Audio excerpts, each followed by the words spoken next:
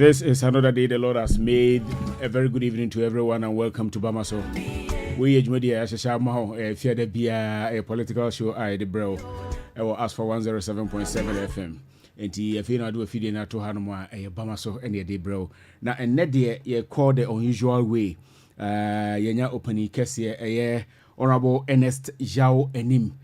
Or the member of parliament for Kumawu constituency. Opening and the sign the chairman of Parliamentary Committee on Human Rights.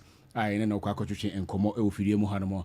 And the for good the normal trend, the Akko Street near the Honorable Akwakudin Komo if any bre is Honorable. Good evening and welcome to Asfor 107.7 FM. Hello, Honorable. Hello.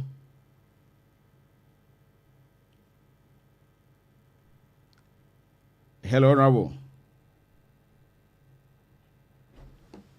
Honorable, good evening. Hello. I'm say Honorable Ente Menka Enti Yebesan Akko ne hobby muna no akwa akotuche enkomo nti yehwe se bi Honorable na yesan ede no aba line no so a I think say nke beboa nti yesan akocheke ne Honorable Ernest Yao Anim edi nkomo ewo Asfor efidie mu hanamo nti sa fe na do afidie ato hanoma hi Asfor 107.7 FM so the fear the bia ye no sa ne ye kono enne say yenya Honorable Ernest Yao Anim hello, Honorable, good evening. Yeah, good evening. Honorable Yamwakwaba Eba Asfor 107.7 FM Akumadan Afrancho offensive of Ofani Michael so na much when we were na anaji. Yada say your ball open mu we be open no na wa my kwan despite two busy schedules na so near between komo.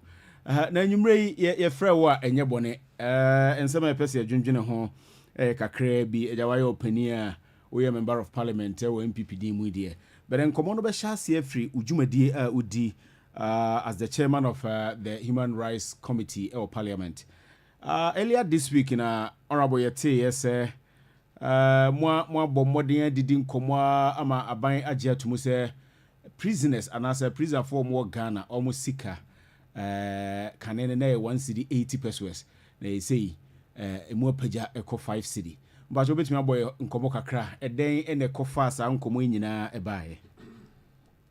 Okay, opani madam wase na ni nyina ne kofa by ne say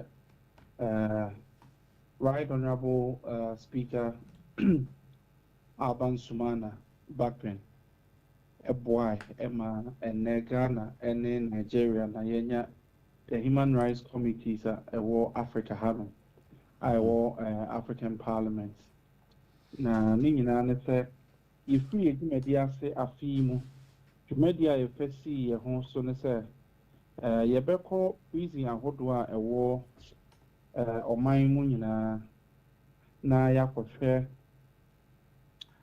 conditions prisons war oman mu nyina no omo go through. The first point I call here na in Sawam medium security prisons.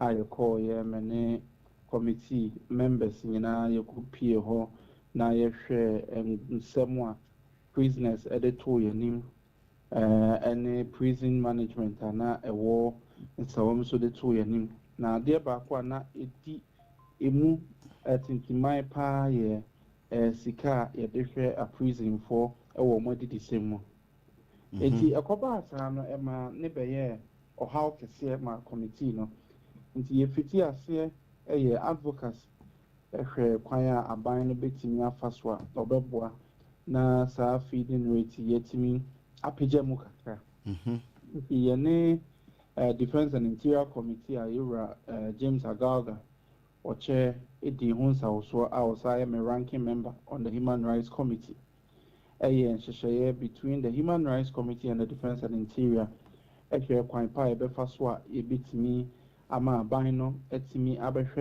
prison rate no esumo na and Shishayane and Komoni Yinano Ekobase na prison management ebeshia ya no omo nhyeda ehunu ekwan ombefa so a omo betimi epushi saa situation we nti ya no omo ye meeting nti after the meeting no ma me statement on the floor of the house between Mr. Speaker agreeing see so as I between members agreeing see so ma members nyina ede omo anu tu mu e kire say baby aye dread for over 15 years feeding rate yeah they call 1.8 na the SCA home bibi and now me know what I say about school feeding program from ya and no yeah aduane ba ko de ma abofra bi akra no 250 pesos sure na o hwe ye nuanom a omugu a prison ye mo 180 pesos na ade a how to see and now no public accounts committee sitting your friend interior ministry by na infractions ahodoɔ na ɛwɔ ne agencies ase ɛsɛ ɔmo bɛyi ɔmo nsɛm ɔmo ano na ekopie mu sɛ asɛm a no yɛabɔ ho dawuro aka ho asɛm a na sɛ auditors pick as infraction for a very long time nti yɛto ma ɛyɛ director general prison service yɛ maame bafobɔni sɛ ɔnkyerɛ ɛkwan pa prison management or Makrea or Matimi FED a prison for all those 15 years with 180 pesos. Inti nanu yemuno or the two just as money are buying Edin South buying IS feeding rate no a fee budget the division I debate free 180 pesos they are called 5 Ghana cedis. Now some back was our can ya ever told Ghana say a buying no ash prisons book. So omo bedi kan ama omo 10 million Ghana cedis a omo betimi e dey free side dumadi ase e dey ahwe prison for compense budget no ye be ya e be ba be kan ho from next year enti papa ye ka this is the genesis of feeding rate advocacy human rights committee ya ene yen kan say aban so atia why ye prisoner for adomo ene wa page mu e dey akọ 5 Ghana cedis. Na yɛ na yɛsrɛ pass aban no. Nyoma bebree na ha adwen wɔ yɛn prisons. Overcrowding situation ɛwɔ. Kabe ba hɔ kora ba bibisa sɛ feeding no nko ne problem a mutimi identify yɛ wɔ yɛ prisons ana. Dabi. Ni nyinaa ne sɛ yɛkɔɔ yɛ no. Na problems ne dɔɔso papa. Wohwɛ even omo ayaresa mu a eno nso na how eno nso omo stress nka said eno ko Ghana police service police for ewo omo hospital no anka yemwa na nka prison so omo nso enya omo hospital a ochina bi the prisoner bi eho kana na eni etime de nakọ abia ba ko a ye call prison visit ebeda pefe ne se papa enye obia na wadi boni a wo prison no obi wɔ hɔ a asɛm ne yɛde ato no so ana wakɔdi hɔ no mu ɔwɔ remand obi wɔ hɔ a kyɛ sɛ ɛkwan ahodoɔ bebree na nipa fa so a yɛtumi kɔda hɔ nom ɛnɛ mene wɔka sɛ ebi ɔkyena na awɔ hɔ nom o ɔkyena bi na me nso na mewɔ hɔ nom enti na ɛkwan a ɛyɛ sɛ yɛ nyinaa tumi ka yɛ adwene bom na yɛhwɛ ne yɛsiesie sɛdeɛ ɛbɛyɛ a ɔkyena bi wo mpo anaasɛ wode hyɛ bi kɔda hɔ nom a conditions a ɔbɛkɔ mu no ɛnyɛ adeɛ a ɛbɛyɛ ɔhaw ɛde ama abusua no ɛne enipa korɔ no ɛno na ɛkɔhia sɛ even remand block a aban dada efiri ase a ɔyɛ bɛduru baabi no yɛsrɛ sɛ aban a wabɛn ɔmɔ ne homɔden na ontimi nwie saa remand block na ɛno nso bɛba abɛte overcrowding problems no ɛnso so ana wohwɛ yɛn nuanom a honorable with the for the benefit of a TF when and ka obɛkyerɛ remand block no mu kakra ɛyɛ den. Okay, opanyi yɛhwɛ a prison a ɛwɔ nsawo mu a yɛwɔ yɛn nuanom a bibi nti yɛhwɛ ɔmo nsɛm a yɛde ɔmo akɔtɔ remand nti sɛ yɛhwɛ w'asɛm nwie ne yɛmfa judgment maaya ɛyɛ na judge for ne yɛsɛ yɛmfa nipa no nkɔtɔ remand for ebi a 2 weeks ebi a 1 month yɛsɛ ebi matumi ada remand for over 5 years a ɔmo da so da remand because ɔmo ni kamafo biara sɛ lawyer bi a ɔkɔka ɔmo asɛm bi aboa ɔmo nti no there be a yakwa near side or makotum or remand. It's remand no or more for a short period before say you be really or massam and no ne remand the 4 year abine dada no free as say oh see a dying or prison so ha and no say we a remand prisoner yan found ko to baby a omo no yedi omo asem awie na yedi omo akoguo say the be a enkofa ensem ne ohaw antimi emma a prison for no so. Honorable, on that same issue, yenye legal practitioners do, but yenimsi ewo pro bono lawyers ewo Ghana in such situations nko betimi ayden abowura mu na nko mo ama assistance ehonso nsem etesen a lawyer for na de menim say wohwe oman no enhyehyɛ mu kra na nka obi bia yɛde ne bɛkɔ edwa mu anaasɛ prison court no ɛsɛ nka aban no pɛ kwan pa yɛbɛpɛ ɔkamafo de ama nipa no eti ɛno yɛ nneɛma ɔpanyi yɛwɔ adwuma bebree nansan mu a yɛhyia civil society groups yɛwɔ justice for all a wɔn nyinaa baa wei ne nneɛma a yɛfrɛ ase a yɛbɛbɔ ho dawuro ama obi bia hunu sɛ ɛnɛ wo ho kɔ adwa mu a yɛwɔ akwanya bebree a wobɛfa so a wobɛnya obi a ɔbɛka bi ama wo ɔkamafoɔ bi na other CSOC nyinaa nso aboa na saa pro bono lawyers a wɔka yɛnya bebree wɔ system mu a ɔmo bɛboa na yɛ nuanom a ɔmo ho bɛkɔ ɔhaw bi mu no ɔmo nso anya akamafoɔ ɔmo nso bɛboa ho.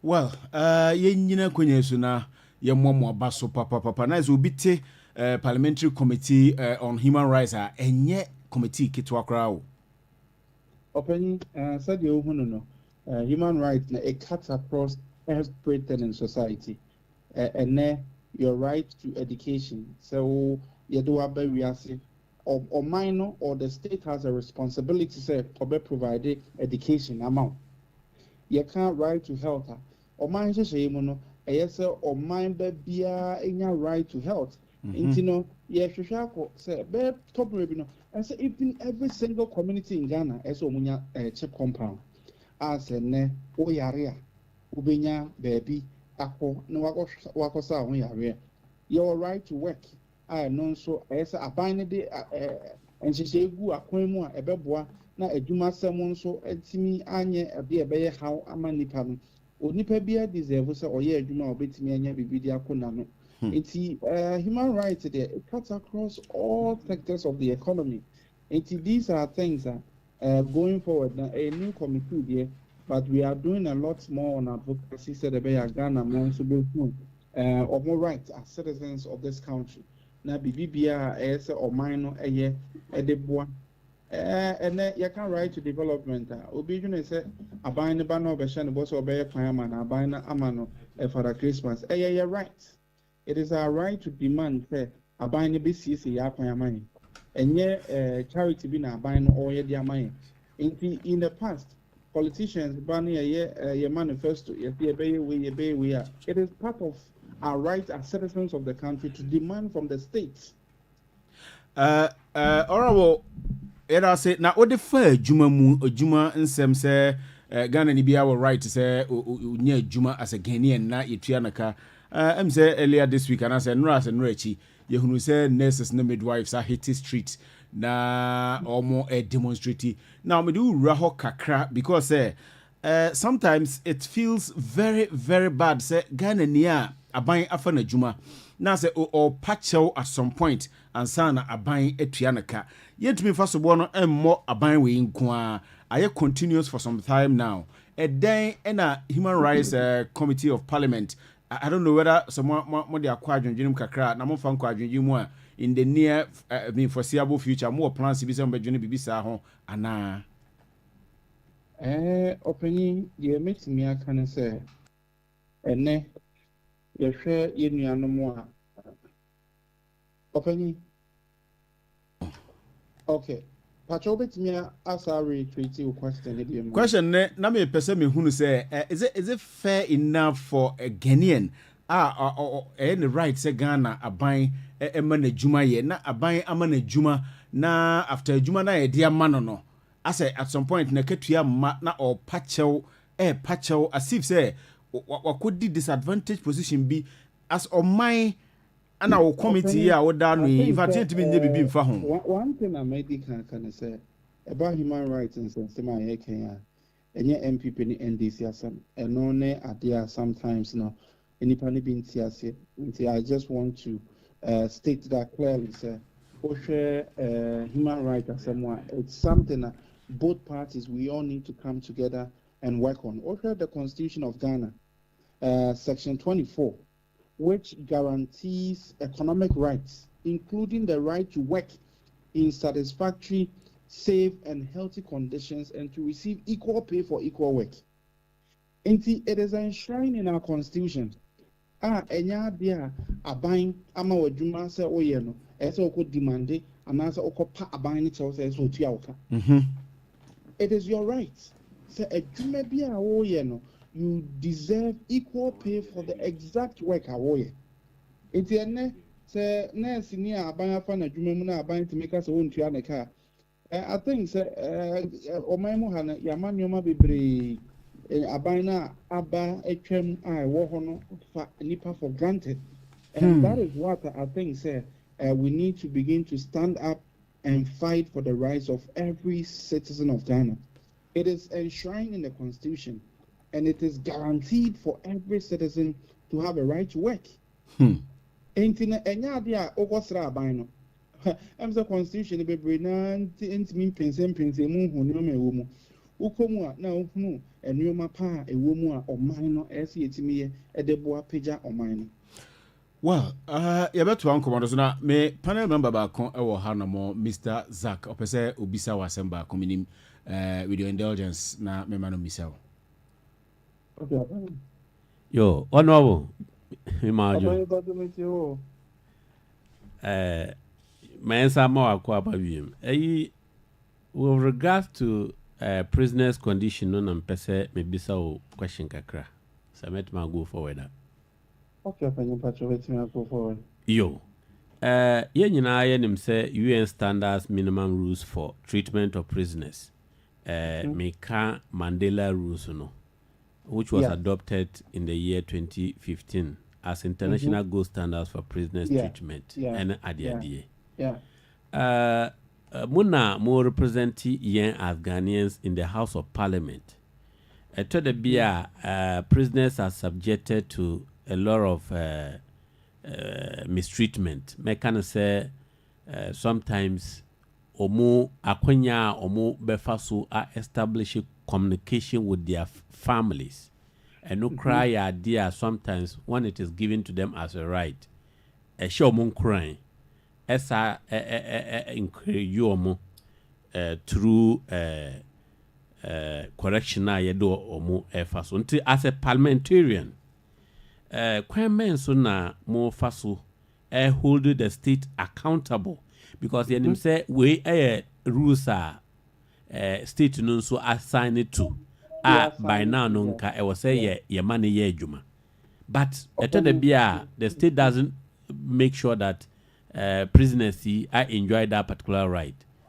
Muna we lawmakers of the Republic of Ghana requirements no mefaso are ensure that that particular right is instilled or established said be prisoners are more our various correction centers, atimia enjoy that particular right. Meaning say, if it becomes possible, no, a bit correct some psychological trauma, a benum undergo.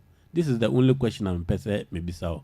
And once again, me congratulate you Kumau, which was formerly Afram Plains, biometric register na yedi to abase say honum.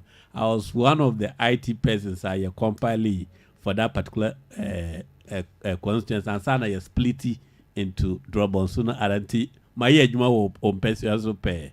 That's my question for you. Great. Obani medase na the a woman say okay human rights and sema ye Kenya committee by ana ebie nyoma bebre ni so ama parliament as an institution. Okay, the three arms of government the executive, legislature, and the judiciary and way. There are several issues. A woman. Now, no African Commission on Human and People's Rights. Commissioners what Africa had by Asia, Mr. Speaker, you did in common. Over even treaties and protocols are Ghana. You ratify, you signing on to report and cry a problem to the regional bodies and the UN level. We have signed on to a lot of these treaties, but how well are we monitoring the compliance and implementation of the treaties that yeah signing on to as a country? It's just like you referred to the Mandela rules and the minimum prison rules if we are seeing signing on to it guarantees a lot of freedom to prisoners. But how well are we able to implement it within our prisons? And only in some I feel so now that we have a committee that is in charge of human rights, we are going to ensure, going forward now, as part of our mandate, we are supposed to ensure compliance of the states to all these treaty bodies I are signing on to. And that is something that, as a committee, my prioritizes, we are going to ensure that the state complies with every single treaty we have signed on to. Because we cannot just go and sign on. And you see, the problem we have had as a state is that the executive will go, they will sign these treaties. It doesn't even come to Parliament. Parliament is not even aware of the responsibility of the state to some of these things. Foreign Affairs will just go, they will just sign on and they'll just bring it and hoard it. As Parliament, we have the oversight responsibility to ensure that the state complies to all these things. But when we are not involved in these processes, how do we ensure that we are able to exert our oversight responsibility? And that is something that, as a country and as a parliament, we need to move a step further in ensuring that all these things, you see, these Mandela rules, you go to the prisons, the management are well aware, but what is the state doing about it? The state feels that it is doing a favor to these institutions, but you cannot sign on to a treaty and just, shy away from your responsibility as a state. And these are the things that, as a country, as we move on, we are going to look into all these details and make sure, like you all already said, within the Mandela rules, it provides a lot of freedom, like contact with the outside world, how our prisoners, going to ensure discipline, healthcare. But you go to our prisons and even right to their healthcare, as a more patch and son or yare. Say, honorable, say, mentality no say the moment I convict you be a co prisons in a day. Regardless of the oye biano or sebe nipa bonini ibikura wa adwen se o si ja no move na no nsemo a ye keka ye me wo ha na obi frɛ me sɛ na honorable pa prisoner for modi sika go 5 cedis say no obi abedi bone no akoda prison so papa if that is our mindset then we have a long way to go. Sure. We have a long way to go because you see the fact that obi eti bone in chese ne right as a human being what taken away from him. Debbie. And more especially, most of these people that are convicted at times, but circumstances, remember you call a condemned prisons, and some of the accounts in Kofobi just as some no cry yet a toll now called them monocrano. Na unshede nim ho hwe o but akotono oni kama for anwakoda. Are we saying say everybody in the prison and deserve the right to the normal life of any prison hobiana? So these are some of the things that I think going forward media for so mobile ho devru na or minus yati and 70 because some of these things people need to be educated on because Mandela rules in Ghana, who knows about it? Even within the corridors of Parliament, how many people they are well informed about these things? We need to start looking at education. Okay, that is why the committee stands in the promotion and protection. Human rights that people think is LGBT. Human rights is not LGBT. Human rights cuts across every facet of life. Sure. But yet people misconstrue it and give different meanings and interpretations to some of these things. And I believe that as we go forward, for us, we are planning, public engagement with the university communities and with civil society groups and different groups of people. Said with time, people will begin to appreciate. Just 2-3 weeks ago, we did a visit to the witch camps up north, Nani, Gambaga, and Kuko, and you go to these places and say, Abrewa or not in a baby, Obiso a bay fonti, ya permanent free baby or tea on the comfort zone at Nakotna, witch camp. Which camp? And yes, a hotomo and a hogrumo, or the young, any Usrua or Tnani Krumo, a becune free we are since or the Akotna witch camp. Wow. In this age and time. We are pushing, say, these anti-witchcraft bill about 8 parliament, parliament, a party, president, sent it to know. This 9th parliament will pass the bill and force the president to assent to it.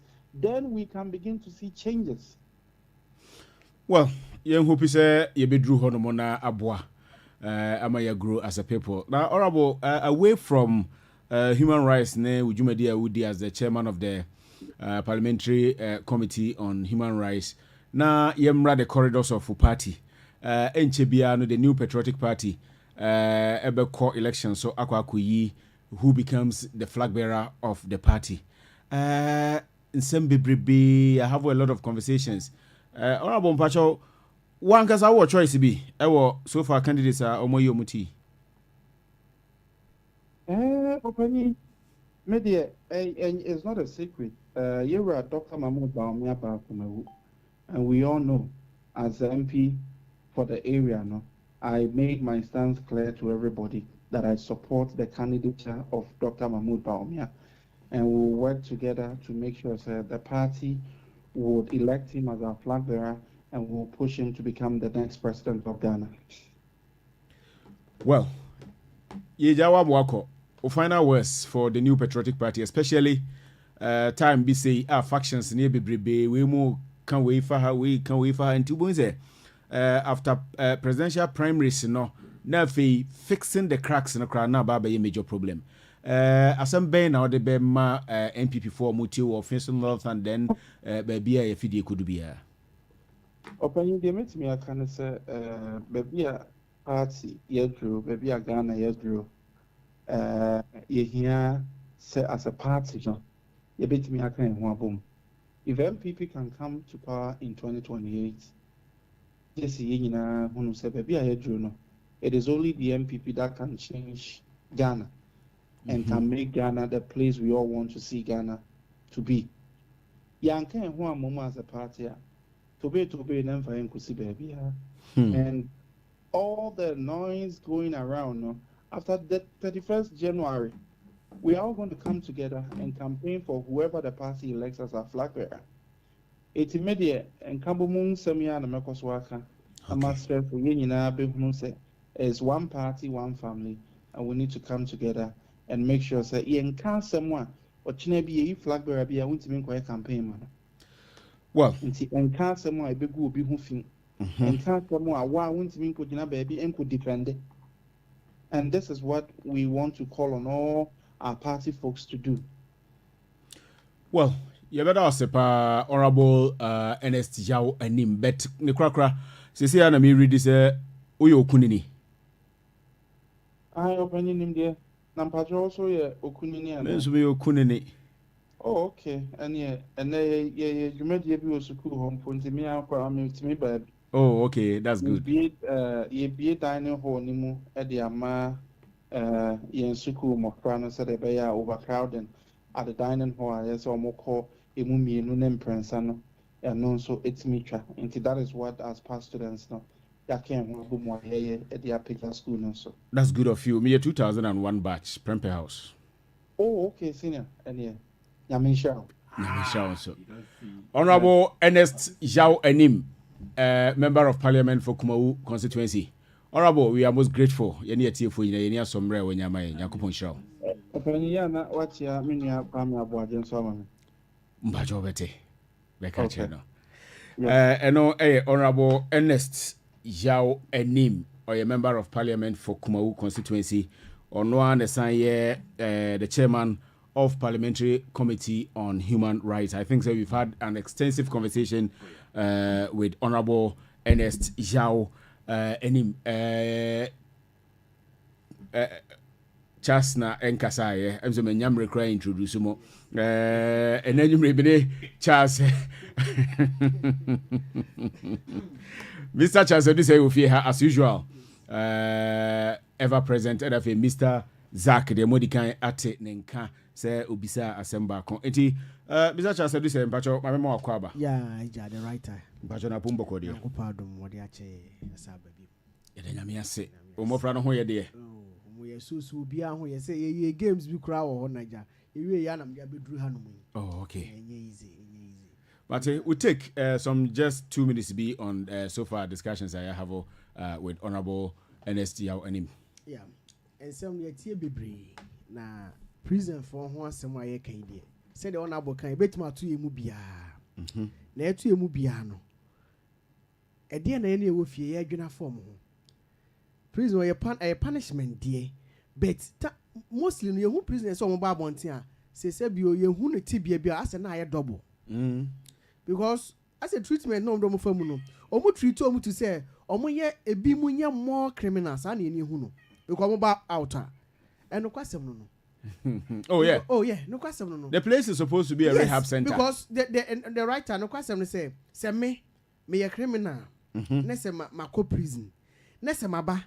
Near the mark of fire obi ma yasa training me criminal no yasa training me say me be more instead of say a rehab center and can cause a nipa no yan cause nipa no and no kwasem no because obia the writer ye nimo a omo ye eniema bebre omo ye videos ni ade omo ko prison ban obia ka ho asem a say bio it say the strongest will survive sa na tie bebre okwa no akọ prim na koma no aba oba minua me so me mfa nche o se ni akoye de a eho kura no mitimi koda ho de a se no wo se me eho de bia me kwa akọwie enti matimi a survive ho de a me ba metima sa akọ no enti prison ho asem a ye kan de ye nkasa se Ghana fo obia akoma e wo ho no ma o mu se ona bo kan na ye obia na edi bone o enye obia na edi bone ene enim se ye kọ aman afoforo so a obi di bone otimi pra street mu ebi abe 1 year no opla te se bia zoom live for opla no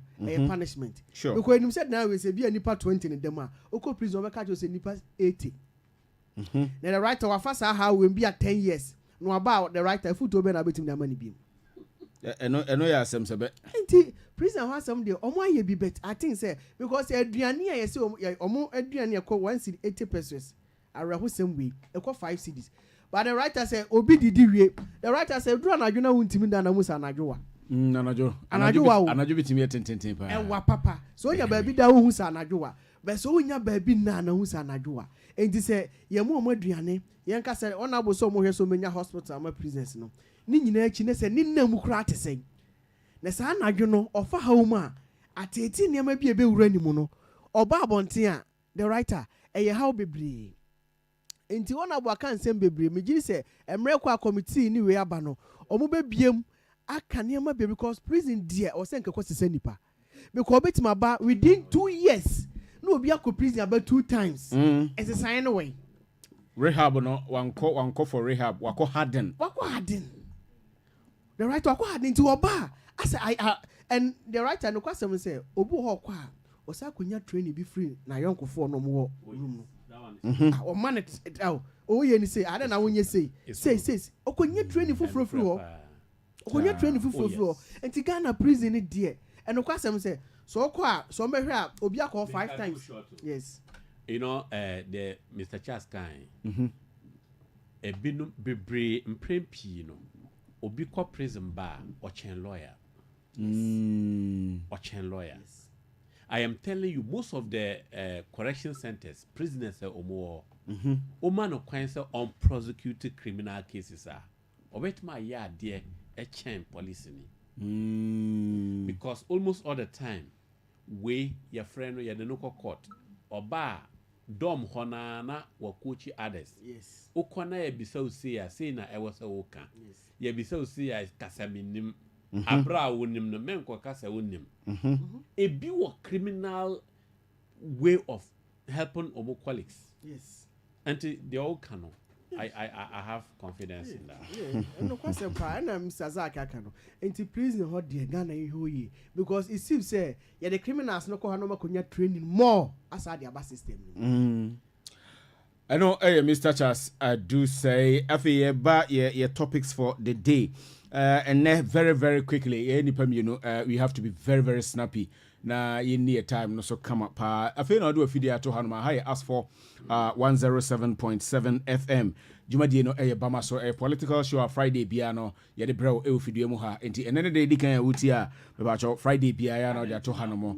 Na take on the questions you have asked. What's it? Wa misa me take. So what bisa honorable? Question na me bisa no. But wa misa me take on topic now on the discussion. It's more or less you taking to be fair no. I was a circulated question and my expressing my views. Martin about how for take and son how they discuss and as views on the be discuss number.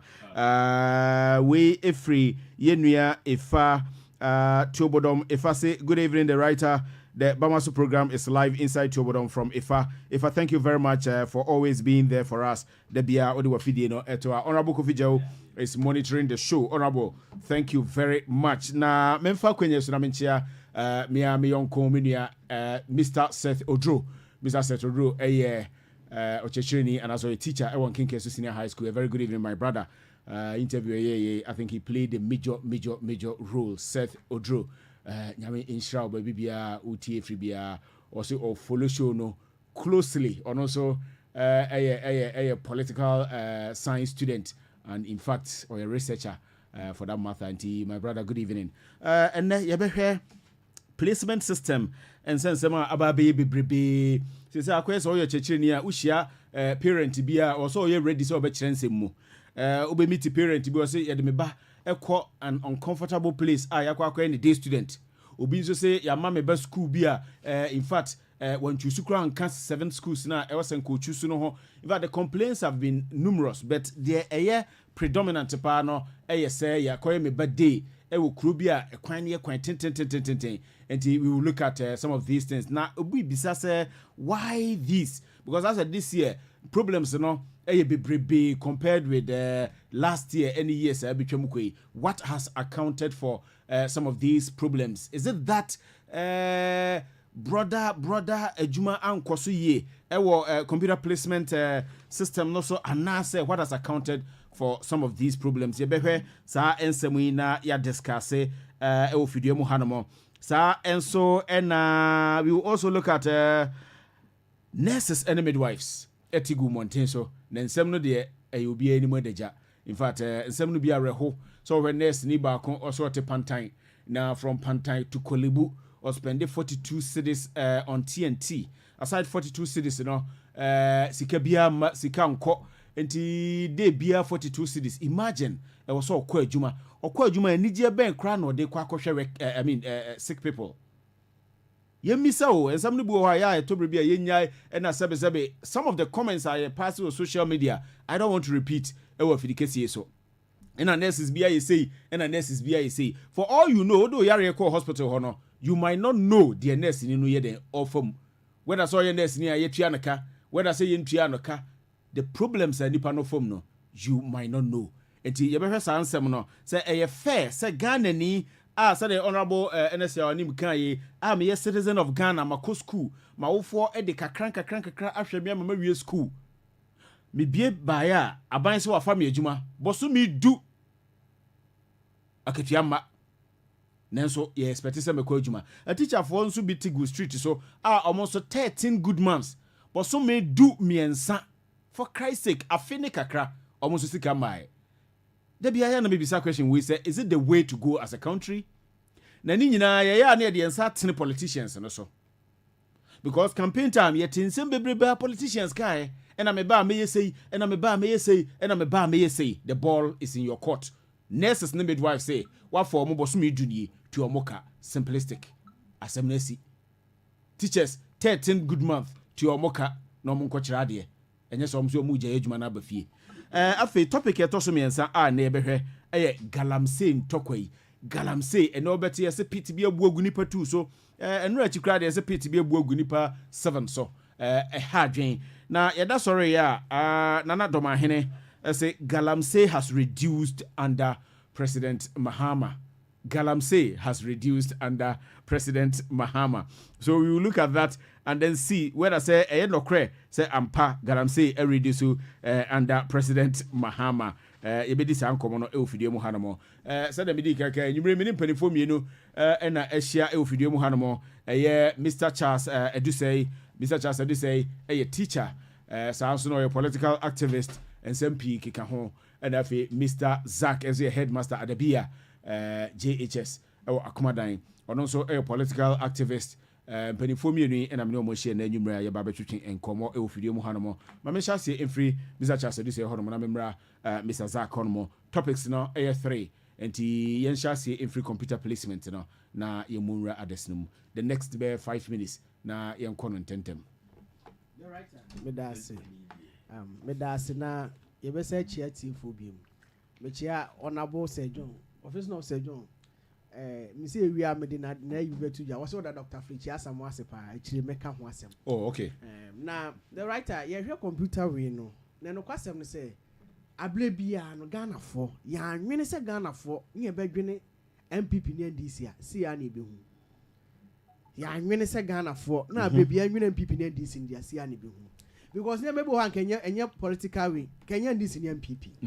and the writer obi sa computer system e ba yenim say onabo aduchum juma so obedi with education system hono no se waba na so ya amanyoku obi omo ho nyina wo yi omo afiri ho the writer nipa are ya yi nkrofo bi afiri baby oh say adwuma bia ya yi bebre afiri ho no yanka sorry say me interject but yanka tie for say computer placement system edina nkasa ye computerized school selection and placement system CSSPS 2005 ena eba Ghana yes. Na senti eba Ghana ne say minim say uyo obi a wo senior high school 90s ena early 2000s sa bre no na senior high school headmasters me papa no mo fanche me na o mu depost to papa yes. Admission time do so be hunu headmaster be especially grade A schools no na very difficult those times you know I think the Minister of Education was honorable Asfor Mafo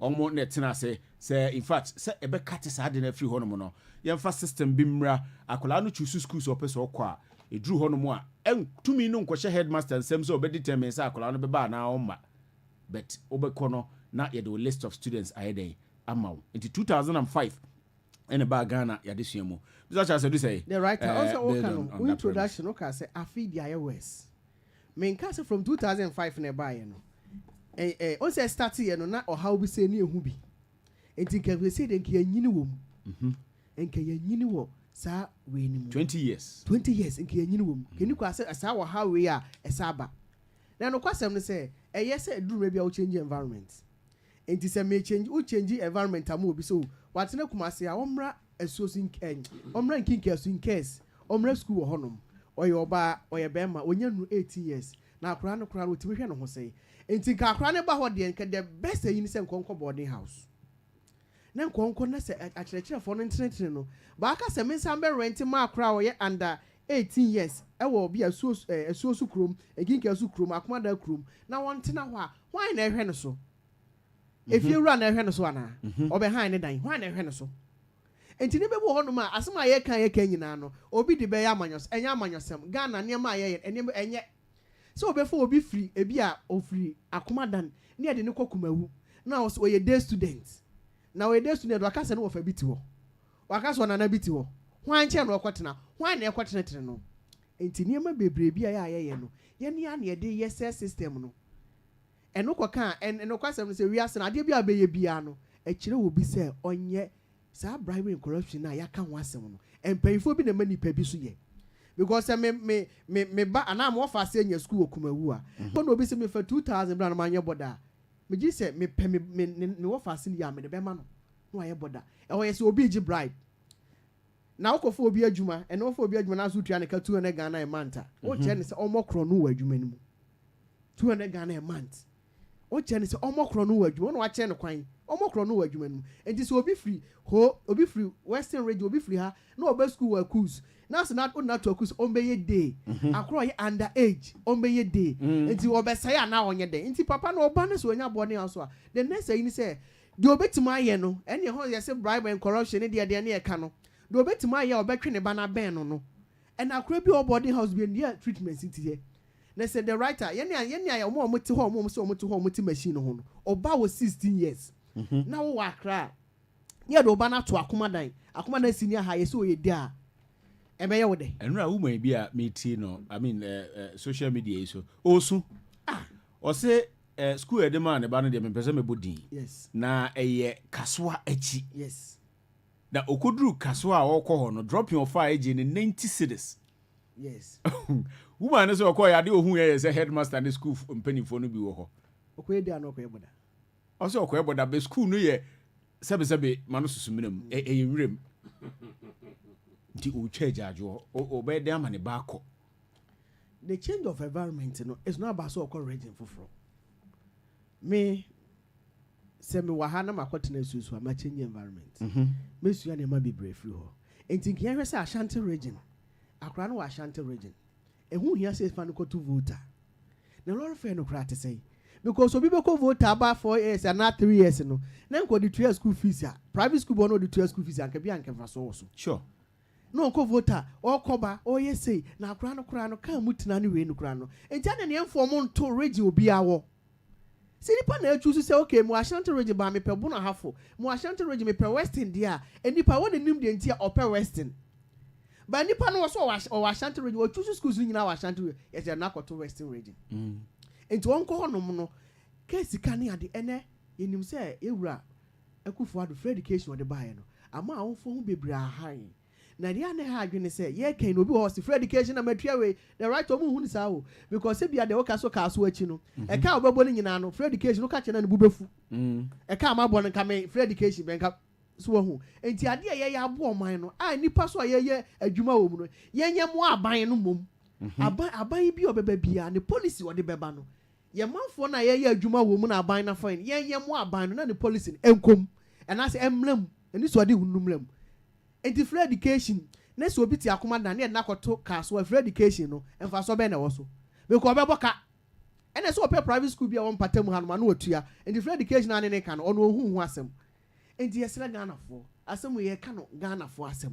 enema bi ayeye no enenim se obi wo kaso a akra bi so kaso na bakumase na enye wasi ba ko no motwere another writer foforo wasi ba ko na enye achechefo no mo ho na wa ha same teachers enti ne punish obi wo same qualification edi Israel ya na ayede enti dwuma die bebre ho aye yesre education minister sa omo hwe sa biaye no ono omo nkasa because akura dey see as de how abeto awfo bebre so parents will be frustrated yes and then we say regional minister bi ka say so hwe na say oba was say yeah they need to all kind of simple I think say Accra regional minister bi o make comment Greater Accra regional minister yes o make comment do on so was per teacher ni man won chain na yes o say oba no so wenya I think the preferred let me get it right I don't want to me nyama o say per teacher yes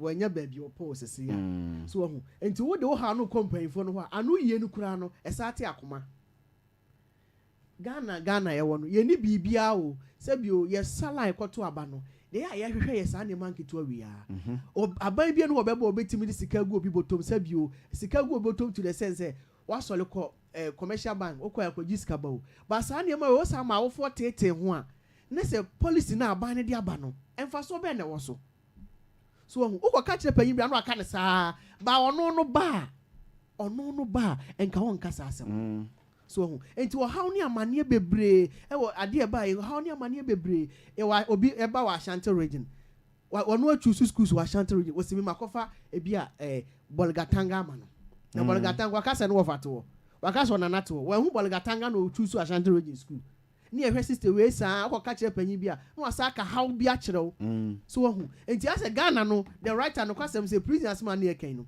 Ghana asem a yekan bebrebe nyina esa na sententan e chenketo na gya kese no because Ghana panyin bi ani honu say ontimi nko prison it's not easy emra no ho de but so Ghana something for pia ko prison e bi ko but the writer do na anim so omu ntimi nko enti prison ho kra no odwene a oman no ho a onwene ho nka ho odwene oman no ho a se odwene se bi ho so betima ni fie da bi a enko besi ho ye president say ne do matum wo Ghana mate minister say ne do matum wo Ghana enti esre aban no se ade bo ho a eyo oman ni nyina ye how we nya mpp nya ndc how yesre sa akra ni chusu Ashanti regional se school no ye kra de bo Ashanti regional emfa ma no me ko for how meto awofo no so because it's free education by ohun fa so bia and the an say ati akoma e dey ayi no ko han da ma akra no na akra keto bia under age o ko han da ma no o ye oba akra na o ma me o na ne yam enti akra no ko school akofa ntete ya ba akoye dey student no o sa do how e be mo be ba ne bona no no o to niema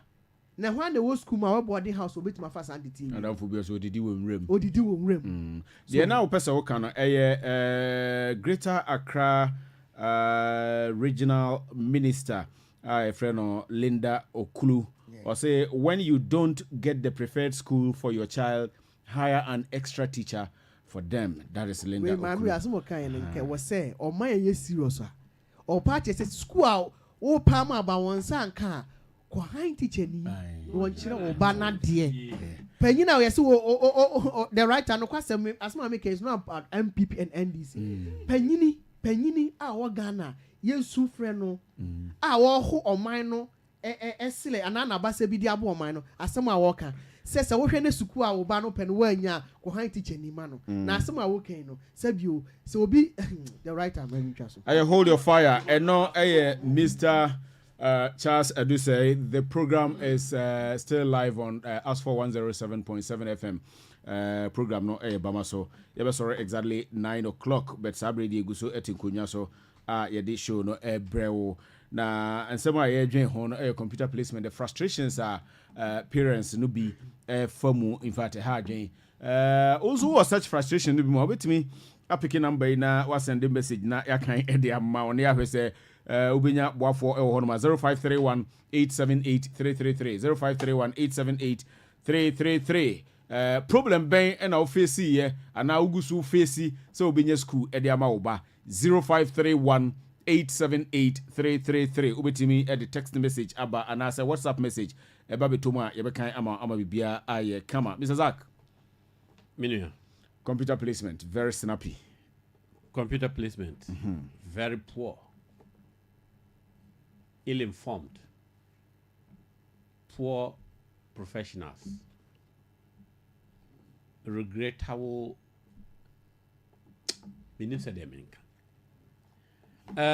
What be some question? In fact, computer would it here?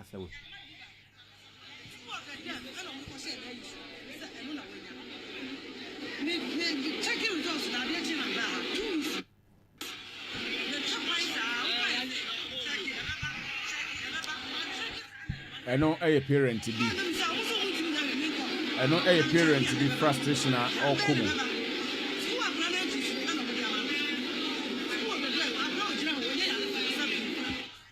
Yeah. All right, Minya. We a one parent. The bano, you really see school placement, you know. It's more than 1 month in here. Aka less than 20 days. Emma Nkwalano are reported various senior high schools. And I 3rd October, aka 15 days. Aka 15 days. They are expected to report on 18th Young October. fans say now what you mean, I want to be in the hon, be wahonuma. Omunim omo left from right for now. And na mi kasa. Nebano. Yet subject to what we call external exams. Omuchro exams ni ye. Na Ghana Education Service mandate various heads of the pre-tertiary institutions meka junior high school head teachers say ya yene awofo no ntenase na yen select schools ahodo a awofo no tin say obetima tuya lorry first ama akwala na akọ ana nyama ewo say provisions ana mwabia ewo say odima na ba no watimia ade atutu kwam ama akwala bia nya school ayeden akọ minua emi say abai we baye from the onset programmer na eye free senior high school policy school placement eka ho no handle knows former minister for education prepare hand over edima current education minister no minu ka say ni nyina ewo ministry ho but then ehunu a failure of the current administration was say yanyina yen say governance is continuum say matina akonya weesu na me bre eso na me sori a hawa na ewo akonya no so no said na akonya no tenetene me ho ema me ho bibia akoyie no me fangu nkrata so sa na Ghana ye transitional laws no echere na media gu nkrata mu e de ato say next minister obeba be shemi nan mu no otoa so e de afre ho no na yenkoti a abayan oye propaganda during opposition days say duania ye no ema school fresh teachers nkwala no eso yie kwan a ye fa so edin nkwala no etutu school so no yenim ni animdie wo ho na mo aba na edi hanu over sa mamo instead of say obe spending time ewo office asua de wom eto aso no enye saa na omo pe no na omo adwen a omo de bae na nyina ne say free senior high school said omo kan no opposition no parents betima atua omo ma no school fees nti nka awofo bia ensa antua school fees de di kan omo tupo egu abonten say obi ankere na adwen yakopon eye Ghana fo adum 80% of Ghanaians eka say omuntu aso was free senior high school no. Then comes basic education certificate examination.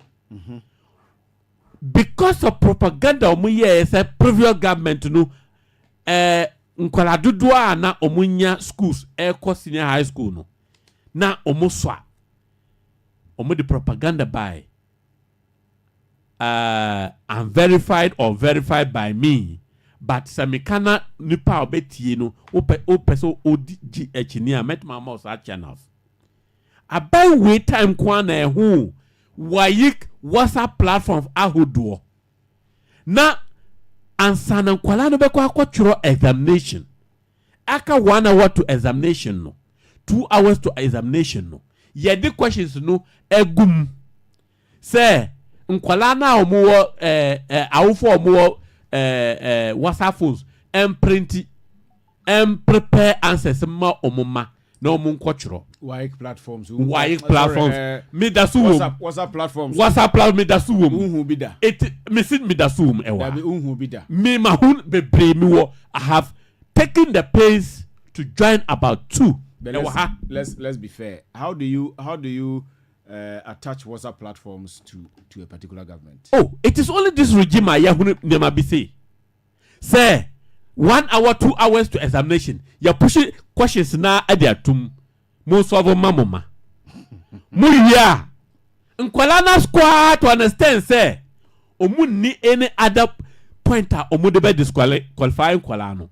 A regime we nkwa na ehun say omu ni waik akbeye anu baako na edi marking scheme bia ye wiasa ye ba ye. If you said the inception of Ghana Education Service, the inception of BEC during the days of A level.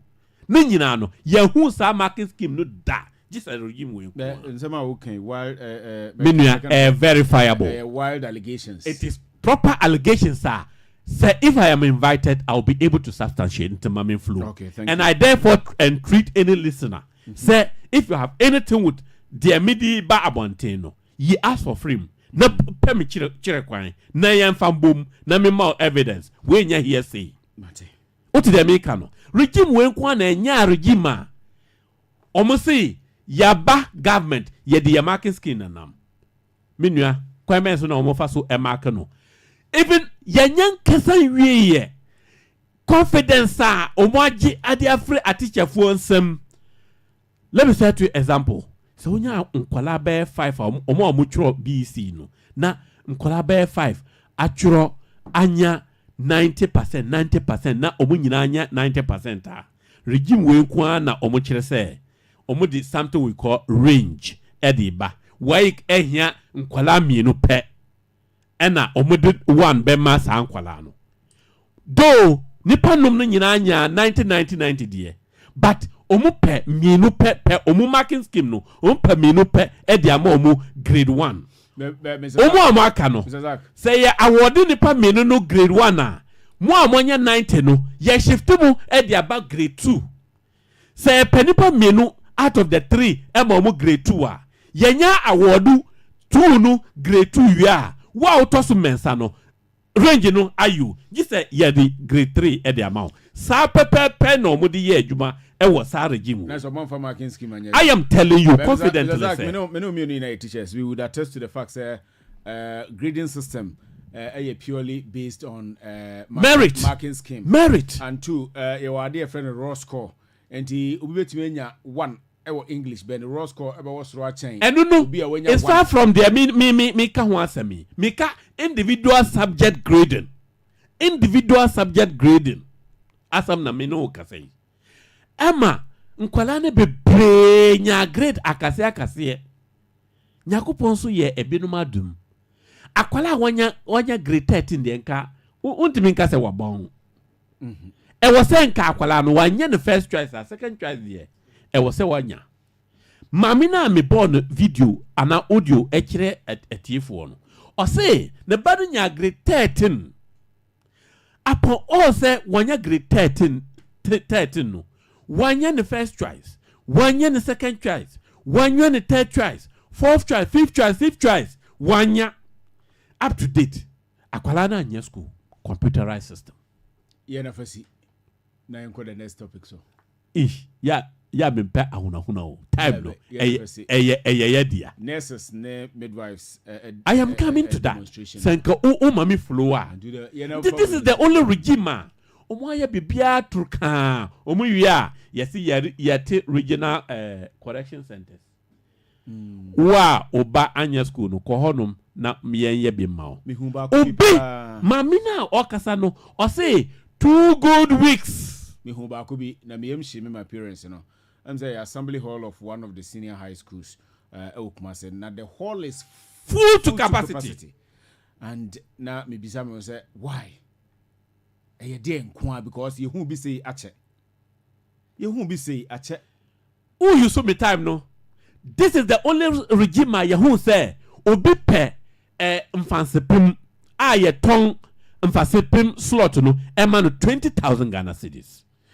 17,000 Ghana cedis. And the only evidence. Oh, mami flow. Yeah, ton slot to there. A honor there. No, sometimes we need not to politicize everything. Unim a honor there. Emre etwemu nyina no yetibi me mobo school bi edi be yetibi say obi akutua 10,000 for a particular school, 7,000 for a particular school ewo ho what the top una what the topic buy and am I me research o ma me flow o ya na wa ba be holo be concert o tamaso me school bi edi why me school bi edi 17,000 Ghana cedis 170 million senior high school abba university 170,000 170 million. Titisikano. Karen 17,000. 20,000. Say omon famra na ya ma sukua ope. Say nya boysa mudu omuko gu honuma omon pe adwuma ye but because you use 5,000K, 6,000K men, ahuna man for eba bema kasa iwe NC da. Medase. Milandi. Yana lande. Utile mekano. Look, aka 2 weeks ama nkwalano anya within akuma dan haya. Oko snake honum a opa Monday joada ko snake honum. Na kwahwe parents ahodo a omut ko honum say me ba no self placement yamame or the two so a na system no omo ahye that na nkran a reject no. Santi na eto abamamo. Any network. It is not network. Network ben na eye adwuma from day till night. Obia nim say time network jamo de time obia aye busy waso. From anopa ewia but anadwa amanfo adadie ka at least timu patch as a ghost and ama network no aye busy ana. Ni nyina che say they do not understand what we call free senior high school. They do not understand what we call computerized placement system. They only understand how to chop money. 9 months emuni. No, just tell me. Policies are omuka say omudi ba abaemu no. Emudi na omu atimi aye. Emudi. Mr. Charles, you teacher, me teacher. Policies no ebine in education sector. Oh, okay. Emudi. Because you can't regard to education. The education. Education promise BB. Oh yes, a lot. Me kai said the omo kan was senior high school nkola duane enkoyi omba improve. Yes, omo kan say the perishables ni nyina to no bema head teachers. But sisi a omo use buffer stock. I am telling you, evidences are there. Headmasters no omo so a enye yie, omo ntumi so in a sense say o ka say o so pe na yesi ya interdict too. Yeah. But that's it. I don't think that what you should have for my time, you should have because about 8:21 we need to move to. All right. My reserve, whatever it is. Good. But that's it. Yeah, queen. Otima says adia. Number that was it. Hi, Asfor 107.7 FM. Jumadino Bamaso. Friday you may be a political show at the bro. You best sorry kunya so abra 9 o'clock abo.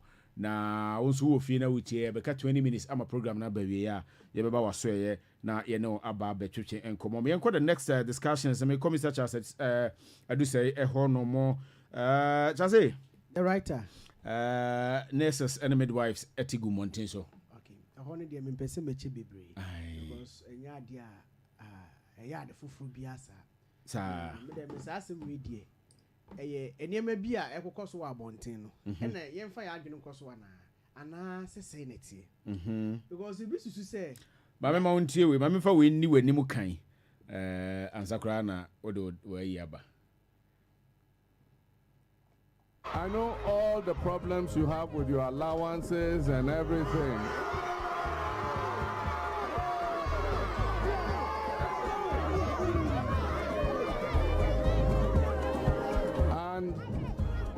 We're going to come and make things better for you. We're going to come and restore automatic posting so that when you come out of school, you can get a job as quickly as possible.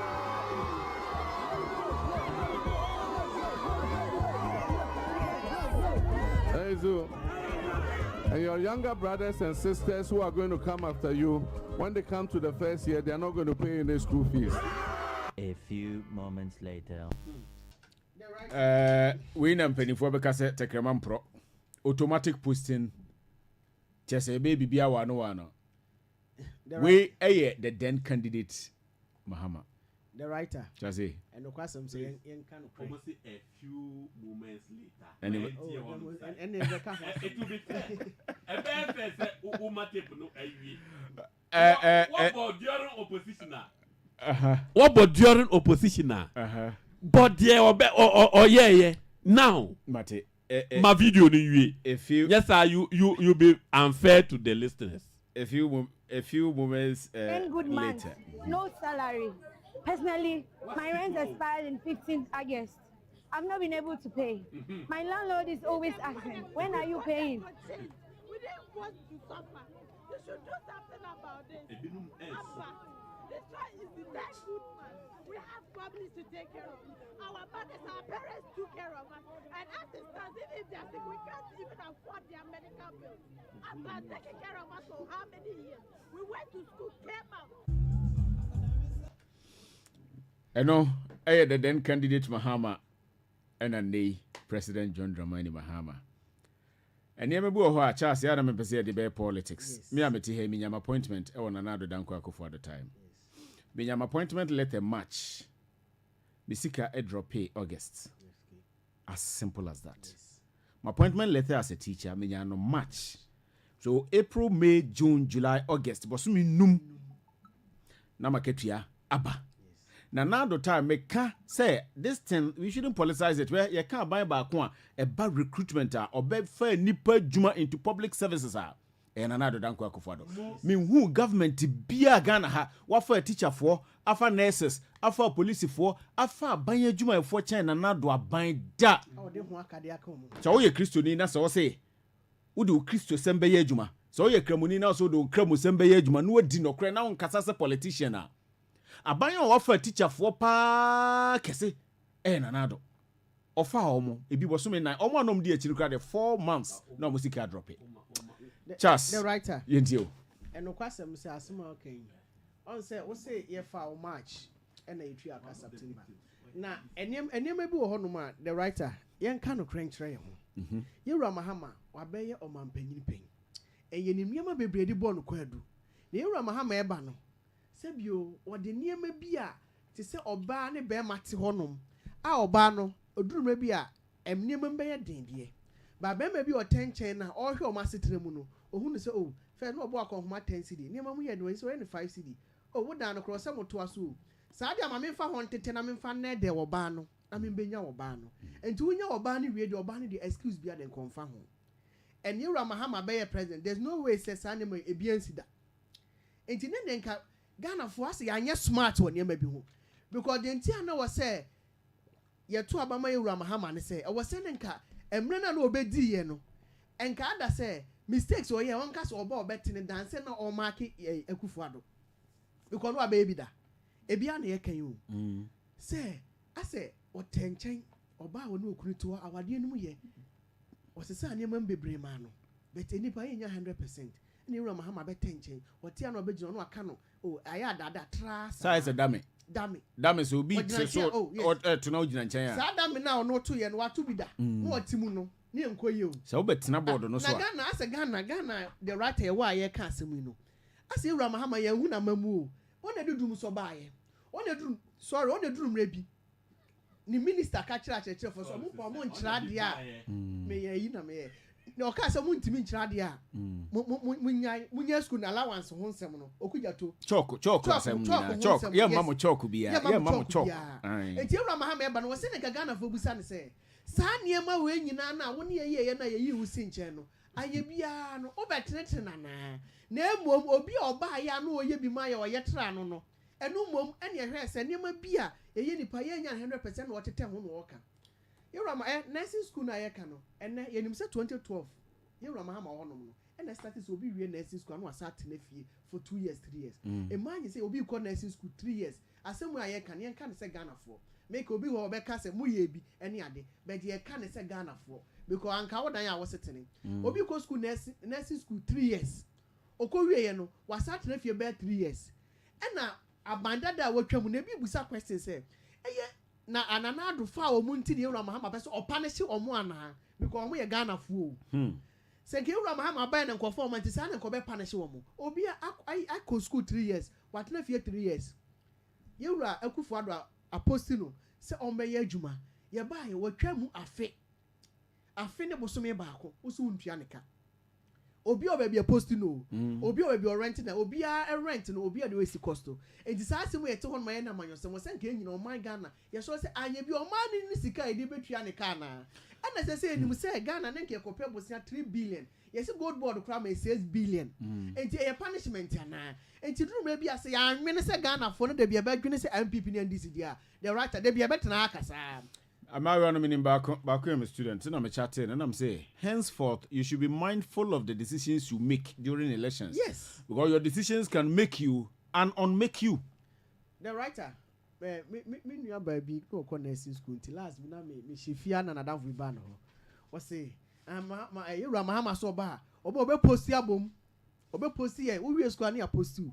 Omo e post you omo kra no afie twam. Oso ntua omo ka. Enti yesre say Ira Mahama. Ghana for to abama no. Ya to aba we nim MPP ni NDC. Obi akogina boss obi nu so otokwa ha na otokwa ha. Ghana for. Enye omo nko teacher for the same thing no mukom. The same thing no mukom so wa kira de en ye wo ye nim de siti usi so o headmaster on fa so usi kama yo. Also be school kwa plan. Onye money. Because the class am o class teacher. Ultimi gaze usi kama enti Monday to Friday me about 2 days. Awo for no be ko obi nim how nipa.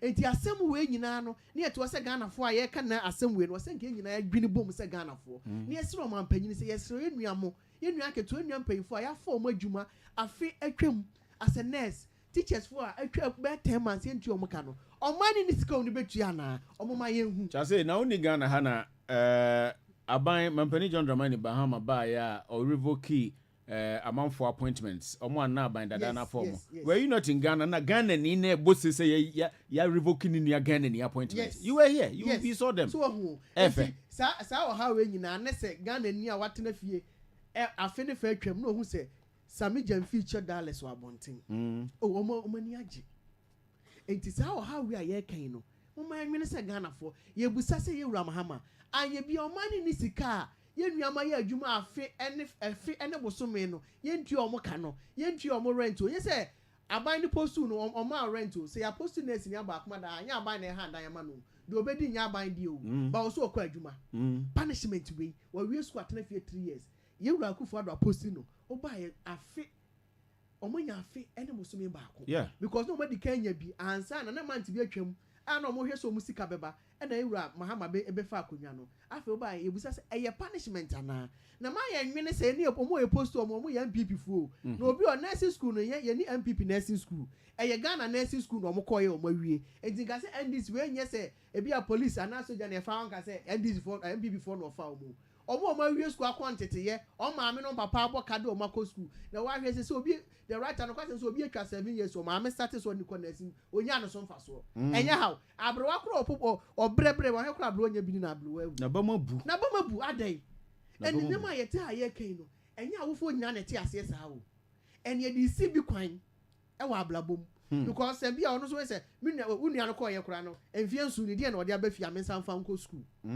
yesere Ghana aban yesere eniema bebre a okaye ewo abanda dan mu na ema nipa bi nya agidie koto abama ye de ni enim se eye the smart way no obeye but nipa bi nya agidie koto abama onye ma homo because eye o how bebre na de aba abusuam aba krom obi ti hanom eye abrabo bebre no obeye enti so hospital honom na se o duty 1 year 1 month ni sika mai na se obi aba na se o hwa na obetima ye 50 cedi ayi bia afi so o man pay you dey so bo me ko hospital kura me ko top ya give me 50 cedis what ho 1 year wonya na ketua ma wonye dey nipa enu o ma me obi ama me mfa ni nko school enko 3 years ma ne be tena fie 3 years ne yesi aban na fa no so onko ya adwuma obo okura ka wanyini eni enim se bi bebre bombo sia na be han dan aha kura de be ka se rent no for ba bia wo kumase wo G eni ade kumase da bia this what tena bant ma rent ni ade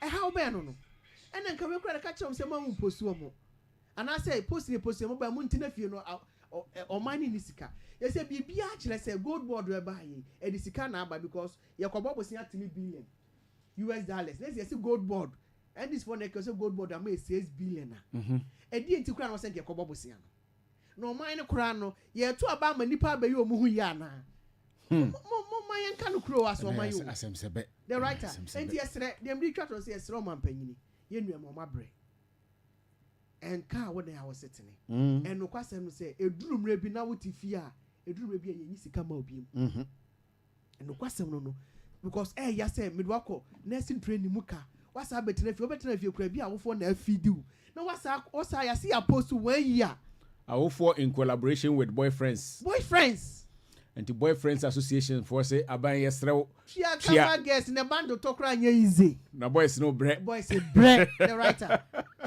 Oh my benny wo mu say. Bibia ye punishment.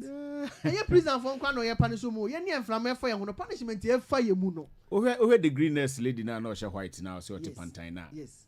Or you frustrated at some point to eat tissue no so or papa tears. Now the writer say ye kan ye beka galamsey ho asem. Now obi aka yen say bla betwa ho galamsey site 1 week ubenya 1000 obeko. But I say, hey, Mr. Charles, do say, we my personal handle, what TikTok, we say, teachers are, teachers are nurses and are ungrateful. I'm a teacher and I benefited from the policy of UTDDB. I was a pupil teacher and I did distance education. I will forever be grateful to the NPP. We a message I will be there, but let's just say, now or a pupil teacher or untrained teacher. And distance education, Emma Utimi Kufuor time, former President Kufuor time, Emma Utimbe professional teacher, Honomo. Or say, true. Now they've cancelled the data allowance NPP was given to us. I'm yet to find out. Okay, obviously, no. Or say, even, yes, data allowance, which 300 cities, 800 cities, right. Obviously, say, the most. And some na a type of them to be a kind of animal. Or say this is true. If you rate Natty, or say this is true, especially the nurses. Short memories in qua well, but not all of them do. Yes, and you have message being so Abba or you say Eric Boadi or say voice I'm watching live from Bichim. Regards to Dr. Baumia, Honorable Freche Asamoah Ajenkese, John Boadu, Obatanpa, Mavis, Howard Kumsen, and Mr. Osei Collins. I know Eric Kwakubwadi all the way from Bichim. Yedru Bichim the near Bechia, Honorable Kufijo, and so Honomo. And I'm up for a share sentiments. I'm say teachers and nurses. Ungrateful to the new patriotic party. Minimum crop here. No more non-professional. Former President Kufuor introduced UTDDB, if I'm right with the name. And the mom what me rise here say be a AD1, it be a DD. Yeah, it's true. Now, oh sorry, I know I saying but Abanichi Echi. Is it fair? Yeah, where nurses be or more videos proud to elections, no more bosse. We need John Mahama, we need President Mahama, we need President Mahama. For Christ's sake, President Mahama is back. I think, sir. You have been 5 minutes. You have been unfair to me. 5 minutes. Ne program no. At you for me pese me quarter more attention, sir. Me host no. Me name say ne. Oba na me issue ese and timu. Anytime obema me time no. Now we use time no fan. Now the fan ama me to hold me accountable. Going forward. Yeah, the 5 minutes near quite for no. Minua, in the year 2012, 2013, 2014 was a year unprecedented. Busumiwe, teachers fan salary ama, nurses fan salary ama. Omo fight say omesa connected beam no. Na the following month, ya fight ama fano asaba connect no. Na the rest of the fano asako off. Yesama bebre salaries kemu 24 months, 12 months, 10 months, 11 months, 18 months. Make away from my experience in the sense that me a victim of that particular circumstance. Ne, yani honorable enim Kumau MP Eddie Nkomo. Sure. Mra Miji transferred from Kumau Ebaha in the year 2012. Me baha October 2012. And a to about December. Minuya, me salary call off. To understand, sir, In fact, me can wear sometimes. Me mommy, Mr. Teacher Boama, mommy. Afranchu haye Mr. Obi dudu na anim no say teacher Boama mommy. Mommy odasuti as ma madi uboni in a sense say e was saying almost every hour, every minute biano. Me be hu say how are you faring? Facha me nyakupon kwa na betua tuasa na mam. Na me ti fie for that long period of time am me no ka say. Afranchu haye o. Light bill bar my minister teacher jai yenim ehawa ofem yankopon hira no nsio kaba my minister teacher jai yenim ehawa okum. Look mami waketu atiko no I am telling you mami panyimu ye wo fufuo mana na wo chemienu teacher ji me kan ama atiefo ahu how genuinely some people are on this world. Oni me wo babia, but the fact say my baba tena na fie no, the woman took care of me throughout the season of me palava no. A duru time bi I had to sell my flat screen TV. Say me kwa Accra afi afunu me majibusia ma obia ma me busia biom. Ade aye friend dware pa teacher ni adware ahya atade kama aye ayi akwakyira nkwala ade na mini sa energy no. This is the kind of person na oti abaimu. John Dramani mama asam na me ka kire mu. That was the time. Sara no kosa 12 months. Ba oni minua the 12 month no. Ena me ye ma adwin say the best bia NC. Minka ohawa mi komu during supervision officers aba gwanya ye do be fasu and other things. Mr. Osuansa or a retired teacher for almost 10 years, over 10 years now. Now an assistant director of education for this. Umo amutie obianim no not of offense. Mr. Osuansa. So that's what I say. Nyakupon and tunu kwem once I add more years to him. How am I come? The last man asama na me kano. Before my movement to Accra, and I osadi by say census. Teacher ni bi amfa ne certificate mbra. Minsu manji me certificate me wie college man kwaje. Ewo Bimbla Training College.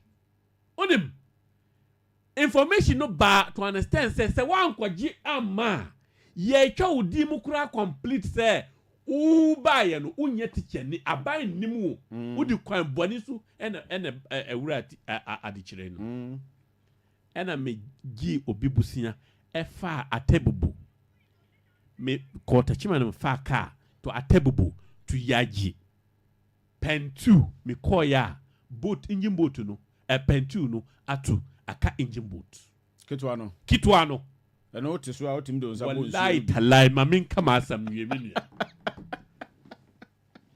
ish ya da snappy na ye ready for them ye machine no ye ma ye cross no ye dru mfifi na ohwe onima skies no kwa na ohunu ohwe ochi a skies no kwa na ohunu na engine boat yi egane minua ena nsuosu asamuna ohana me ye se me start ekan karatu a me malam ekire mi me say mi a ekom di mi a abai ne ka se ye nkwaji ye krata amra na omu hwem ehu se ye atiasefo ana se ye nya atiasefo no enu kwa na ye butaya ema mi ebefa asa atietie sa oha we no se enam wenti na nyakopon befa so agimi nkwa alhamdulillah nemom subo ewom kase on fambo aban no mate lines no blink me so ma messing about one Misro just a minute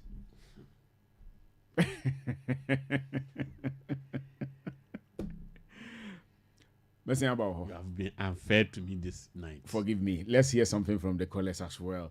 Hello, first caller. Good evening. Hello, first caller. Good evening. Emi tamede se asante ni tano south wada. Bacho me ntio. Mame ntie for me afrefo. Ene mi nua je wo bitim me chan bebre. Na ma se bi um ne se. Ya ka ensem bebre. Na mi sa se tatam school time na ya papa akufa do ho no. O to ne nsafe NDC ene amanuko no different na ho se. So obi tre na so bi oyi school bi wo Tano South. And I said, yeah, or tourism offer. A many, your master any pan, baby, or Tuesday, and Yamanako, with me as I'm Lendiana. Yadam says, young people for and never go on ma, you did put it in between also, as we grew on among a bit fair with a coneta, Uma organizer, Tam and as for, and so an amona is to Mutufa, or Monye, or the Omokrana, a Omombatua Bakrama, dear, and there is upon another a yapa, a Bomian.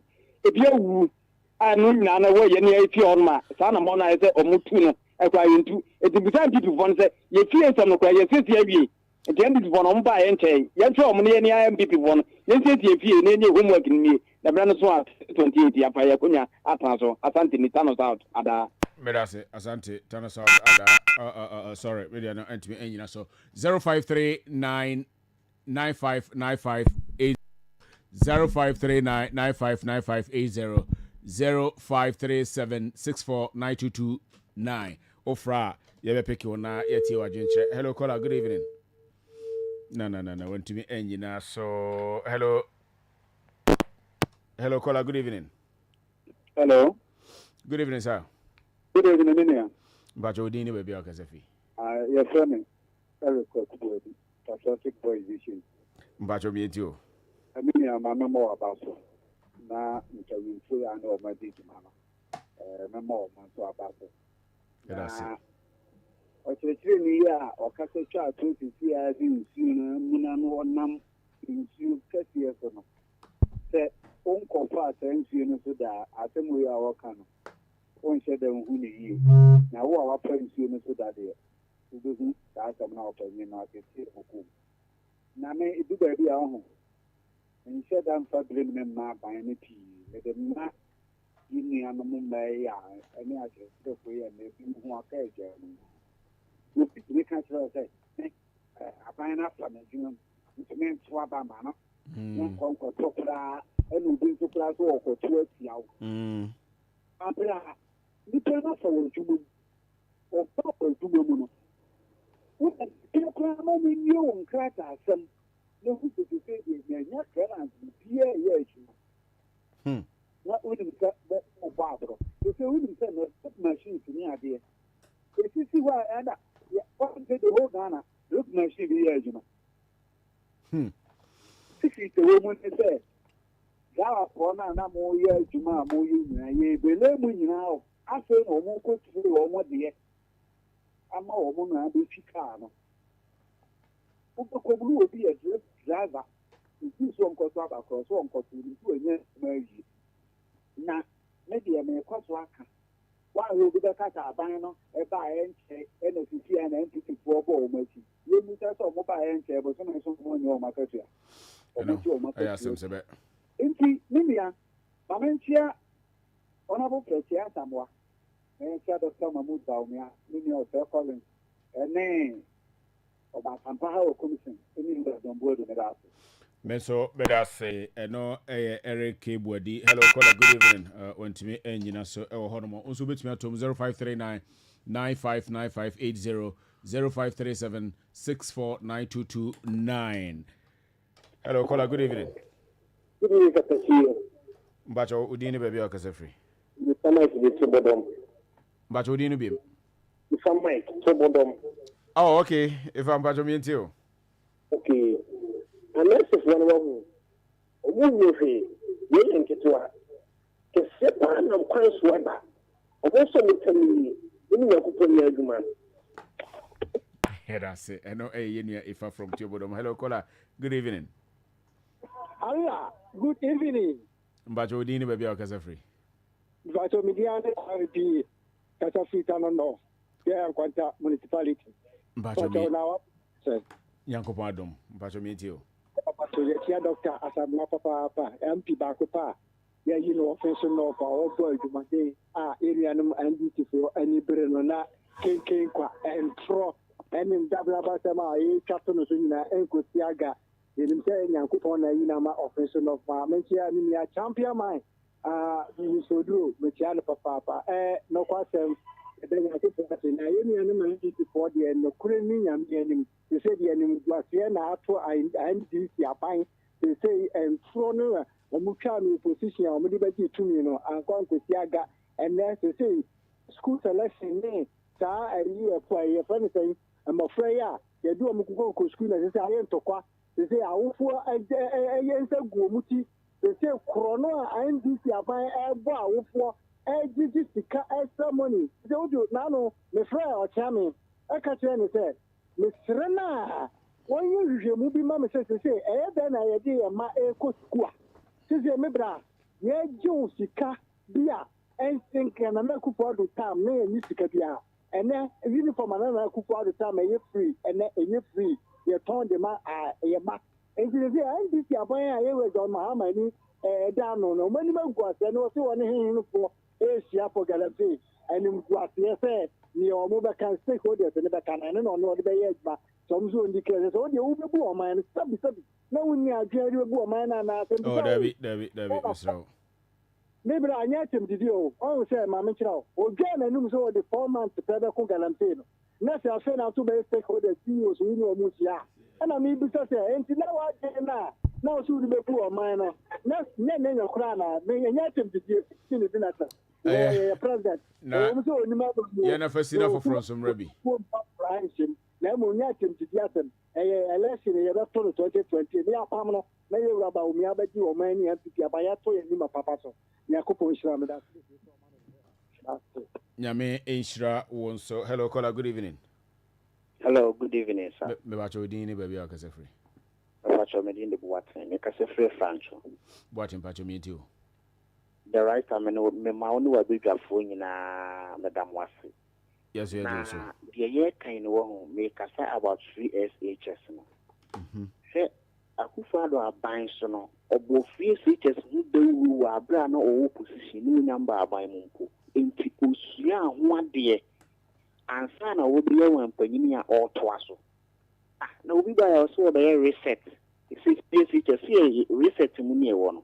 The catcher must say, Mamma, some mano, a Dutch and causes and content, and Nemodia causes. Is a year ever copy placement amount by brow brain, Namukasama, Menesi or Coy. There be empire, the Ficas were or co school more. 90 cities. Into the piano Banaba, AP. It's kind of food to be a woman and NPP. I buy a moment to do it. Now, yet appreciate it. Because you see, FHS, I can't. Mimi could FHS, Yenny started 2017, no more debt. And no more courage in this Bamaso, and the chassis now, we never fire. Mobile and I must say, Modia, FHS, move any year, move double track a flow, and a double track system will be a flow, and any year how I know Muyana. The right morning, I'm a Mojuma. Yeah, I say, and no, a Yenia Boatin from a Francho. Hello, caller, good evening. Good evening. But you didn't be okay, free. The right time. Or a book of video. Minia, that's all where Yanko Padum. The Obadian said, Mamincha, Minia, Mr. Zach. Mr. Zach is your chow. Major Papa. Yano Bonito, so am I. Matiminia. Now, young pa, and check the incoming president. Dr. Mahmoud Baumia. And the incoming national chairman, I drink a John Bodu, and Obatampa, but how I couldn't say the incoming woman organizer. Ish, you said they're okay. Media, me, the American say, we are saying Nipa. What's the whole one, Manokore, and new one. Manipa, Manokure, new one, say, we could do one.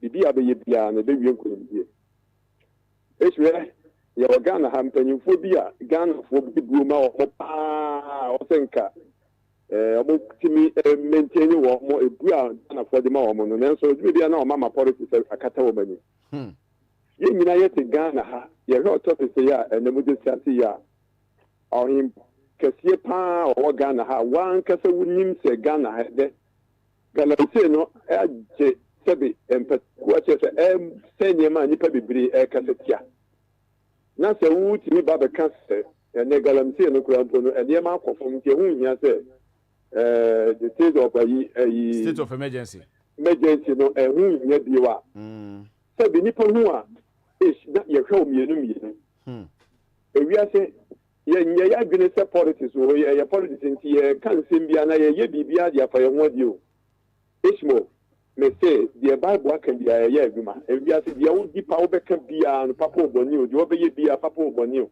be bu makonta da wo ye wadwen se wo ye politics nti me di ntro na makwa fa wo ni ani ti na nipa bebre obo wa adwuma bi mu no fa kwa boni bi so a bu nkrofo ji nkrofo sika ni ya obi kwa pension wo ye no di sika na ko yare ni nyina ye no kwadi a ye ni ma ye ho wode ma bi ho ti ma ye nya ya dwen se de ye no ye ya fa ye ho dida na wiase de obe ye bia no ho sunsan so yankopon ka ho minia Yame enka onso ho eno honorable Kofi Joe. Hello caller, good evening.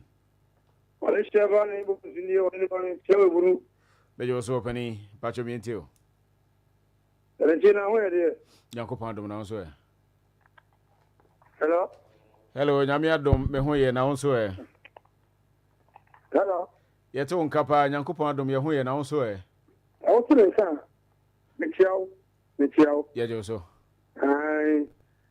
Venture incoming national chairman. Yebra Agenkasiye Jombodu. Ona woman is our commission. National Woman Organizer incoming. Na Kubia Channel, na Dr. Mahmoud Bawumia. So maintain MP. In Senya Minti. Modern Bar war bono of fair show. So they maintain Dr. Mahmoud Bawumia. The same thing we maintain MP. Anye Bia Krano. What may be a say, I'm a democracy economy. If you say, people do say, and what years are at the Padia in your Bema idea. In your Bema MC, yet for Bama, who are in your Duma. Propaganda would be from Baby. Propaganda from any until they are component of paternity. Look at them to the taboo. Sure, that I'm saying, I can watch me. Among Penina, Miatia, yes. This is sacrifice. The sacrifice of war. Then we can sacrifice the other who to judge the more. Then she would not because was it up 2 million, 3 million, and you could have said to man. And also God bore as a good man. Pick up the Oba. Now, you had medium bus, you saw a mistake. You need to for any more than a year. When she poem on Penia Kufuado. And Dr. Mahmoud Boumanet Fantois. When you know this 4 year propaganda, you make what man soon, a suture, and where you can go. Or you can go at the end, Mapanese with him. MPP, Ghana for me now, but Dr. Mahmoud Boumanet and Munkuba. You can't them, we might take for your son, on Paneco for your son. Ghana because we have a coalition, but one and some, yet, MPP, yet, Tomboduchi, near Cadochi, near Tahokuchi, no other supporting every way. What is our neighbors in the middle? You know, say, Odyssia Bass, also Bass. Hello, last caller. Good evening. Hello. I'm saying on T. Yanka El Honomo. Penny for you call 1 minute now, Yanfancha, and our last message be Honomo. Just the writer now I think said the last topic came to me and Comudi. Actually Babe come was him. Sure. Because NDC Kun Galam Sing MPP. Your Babe Church Mama Man for Tiasia. Now ye kono ye chia at you for the Galam say was my cano. I him for no some do manu bebe mu bidia or mumlas or mu beboa. I'm a yasano. Or Maya a jumenim or Maya Galam say politician do mu hashim. What's your form? Actually Beckham was him. Meko mechia kede Okay. Yeah, nebra penny the Fenny German, Akumada German. Oh, okay. Yes, there be also here. Nebra penny no. Williams K. Engineer. Yes, nebra penny Fenny German, Okay. Akumada German. Now me economic I'm a bitumwa Akumada Bantama, which no Ontario, any Chicago, and I want about treasure, MPP treasure. Okay. When I bought me, what drop it down our town. Okay. We say a back home same baby. A chair for you now. And I'm a chakra, cobreso, killer. Also, a flabby or fret. Timoko Bresu, the Machiakla, and a Raman will be bia. And then also mean to me. And Caho. Yeah, so yeah, that's it. And Mr. Charles, what do you say? Constitution Patrol, they say me to be time na channel. You have not been fair to me. Time na but I say no, Mr. Charles, I do say NFA Mr. Zach and I name no di juma. Me am train mediati me and Ishmael upon Boatin offer me say Ishmael to ameje so and I said the right time so meje so this is where we draw the curtain on the program Bamaso. God willing next week Sanshia na yemfa program no embreo. On behalf of the solid production team led by DJ Casano, this is where we draw the curtain. Nyankopon enka obi bia hona ukọ onkoto dwa mu abompaye na kaye bi. Nyankopon yadoma ochina Saturday at exactly 7:00 a.m. Yeah, the Asfor Weekend Sports ebebrel. Giano Pashishi also free pamwa na o for taste and no Asfor Weekend Sports. Nyankopon enka obi bia have a good night.